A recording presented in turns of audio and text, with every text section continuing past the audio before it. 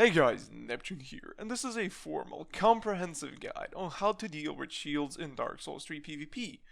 After a couple of hours dealing with Black Knight Shield on stream, I've realized that there are plenty of players that are just terribly lost when facing a shield. So I have decided that instead of being upset about those players being terrible, I'll just make a simple guide that I could share with them when it's necessary. Now, before we get into the action, I must mention a couple of things. First one, for the most part we are discussing Black Knight Shield as it's the best medium shield in the game. There are other shields and great shields, but in most cases the very same counters can be applied, so you should be good. Second thing, we're talking about one-handed shield with something in main hand. How to deal with main hand weapon is a bit different topic, and I'd highly recommend you to check my weapon analysis series if you want more information about some of those meta weapons. Two-handed shield can be a bit tricky, but it's more or less the same stuff. Unless you're facing a really good player, then you're basically screwed. Anyways, first and the most obvious counter is Shuttle. Carter's Shuttle is an excellent tool for dealing cheap damage. The moment you start chipping the damage through the shield of your opponent, he cannot block anymore. If your opponent fails to adapt, you can just chip them to death, no matter what shield they're using.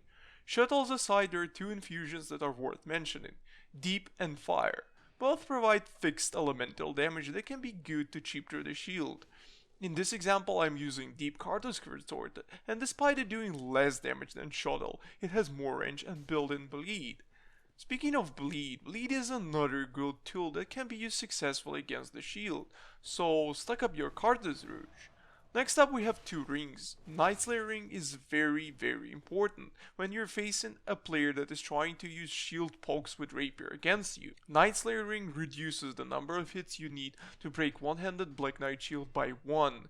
Which in the end means that any shield poke trade will consume so much stamina that you will be able to chase them very easily. Horsehoof ring is another useful little thing, and if you want to kick someone's ass, this is exactly what you want.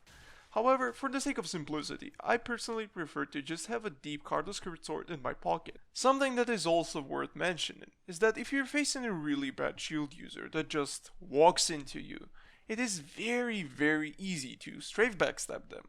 I did cover it in one of my tutorials, so if you want to get good with backstabs, check it out, it's very useful. But as for now, go boot your game and get at least one deep weapon. And the reason why I recommend Deep over Fire is because most things in the game, including Black Knight Shield, have pretty decent fire resistance. Get a Deep Dark Sword or Carter's Sword and you should be really good. Next time you meet a turtle on arena, show them how bad they are. Thank you for watching and I'll see you next time.